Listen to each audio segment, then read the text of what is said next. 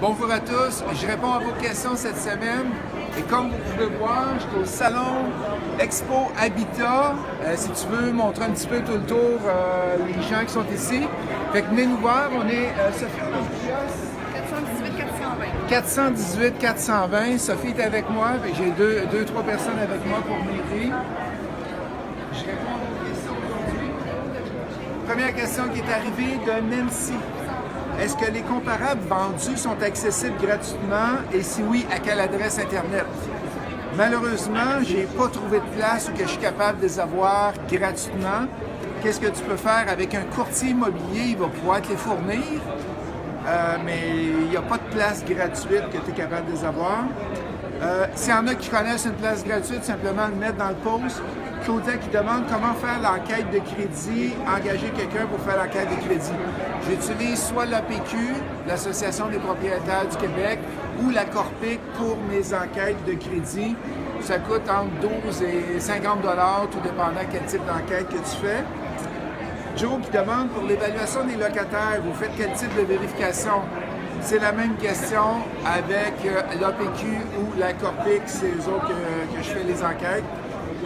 Alex me demande, lorsqu'on achète un plex comme propriétaire occupant, combien de temps doit-on l'occuper avant de pouvoir le louer au complet? Mais la question est un petit peu difficile à répondre parce que c'est d'avoir l'intention de louer, c'est d'avoir l'intention de rester dedans comme propriétaire occupant. Ça peut arriver que ça prenne 18 mois. Il n'y a pas de règle dans la loi qui dit que tu dois rester 6 mois, 2 semaines et 3 jours et 4 secondes. Il n'y en a pas, il faut avoir l'intention d'aller l'habiter. Simon, j'aimerais que tu m'expliques comment utiliser mes REER ou ceux des autres pour financer mon achat de mon premier immeuble. Malheureusement, Simon, tu ne peux pas utiliser tes REER pour financer ton propre immeuble. Tu peux prendre les REER des autres pour être capable de le faire, mais pas tes REER à toi. Le REER des autres est transféré dans un REER autogéré. Et du REER autogéré, c'est transféré directement chez le notaire. Il faut avoir un REER autogéré qui est capable de faire ça. José, en tant que travailleur autonome qui veut investir dans le multilogement, quelles sont les étapes à suivre? En premier, José, bien regarde, coaching, formation en classe, formation vidéo, on est capable de t'aider pour le faire. Mais la première étape, c'est d'aller chercher connaissances pour être capable d'investir, de se trouver une bonne équipe, d'être capable de calculer aussi ton multilogement, comment on fait. Et ça, on va vous le montrer dans chacune des formations. Jean-Michel, faut-il obligatoirement une licence RBQ pour faire des travaux dans les flips?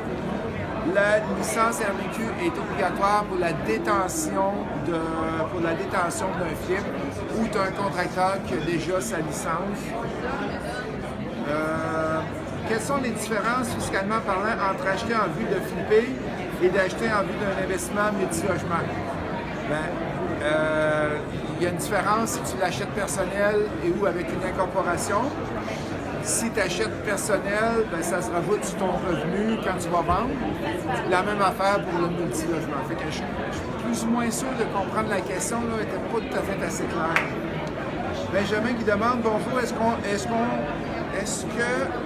acheté un plex en étant propriétaire non occupant en mettant seulement 10 % de la mise de fonds et la banque nous prête le 90 %. Non, c'est 15 % minimum quand tu n'es pas propriétaire occupant.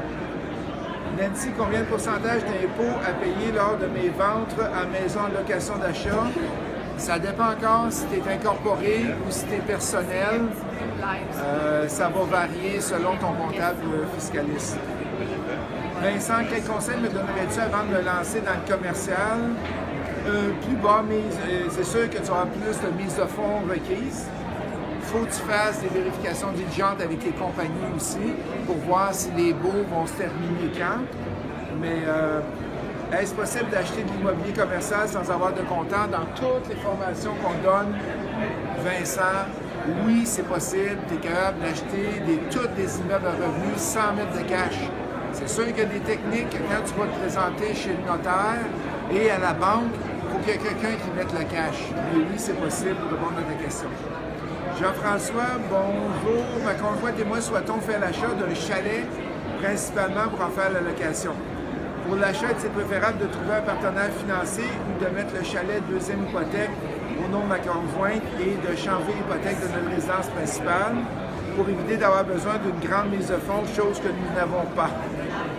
Va chercher un partenaire pour être capable d'aller chercher, mais va donc voir avant ton banquier. Il y a des cas qui peuvent t'aider avec la CHL ou Gentworth pour te diminuer ta mise de fonds. Fait qu'avant de tout faire ces déménagements-là, va voir un banquier, puis va en voir deux s'il faut. Roxane, bonjour. Il y en a plusieurs aujourd'hui. Tabarouette. Stuff, tu es encore capable de tenir la caméra? OK, il me fait signe que oui. Bon, c'est parfait. Bonjour, mon conjoint et moi avons... non, ça, on vient de le faire. Ah oui, nous avons acheté notre premier immeuble à revenus. Yes! Le 14 décembre dernier.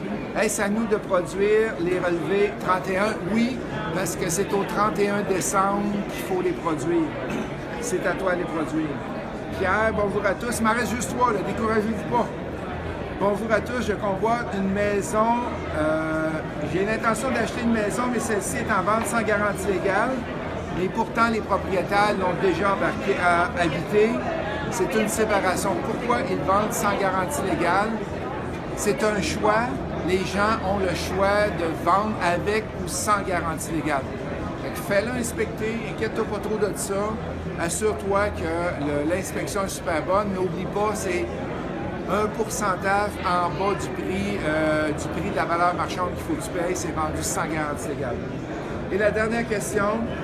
Bonjour, j'aurais une question de la semaine. Est-ce que tous les frais de notaire, agent d'immeuble, autant fait à l'achat qu'à la revente d'une propriété, peuvent être comptés dans les frais de dépenses pour réduire le profit? La réponse est oui. Tu es capable de faire ça, Alexandre, parce que c'est des dépenses qui ont été encourues pour aller gagner de l'argent, fait qu'il n'y a aucun problème. Fait qu'en terminant, j'aimerais vous inviter à venir au salon, à l'Expo Habitat, c'est au Stade olympique. Le samedi, c'est de 10h à 21h ou 22h. Et le dimanche, c'est de 10h à 17h. Je vais être là les 2 jours. Venez me voir. J'aimerais vous présenter mon équipe maintenant qui ne s'attend pas pantoute.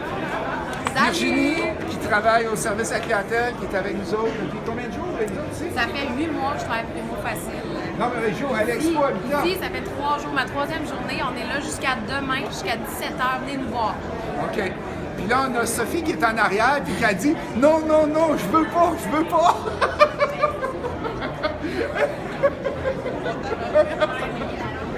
Fait que Sophie est avec nous autres au salon. Je te demande de ça. C'est bon? Hey, salut la gang! On a bien du fun ici. Venez nous voir.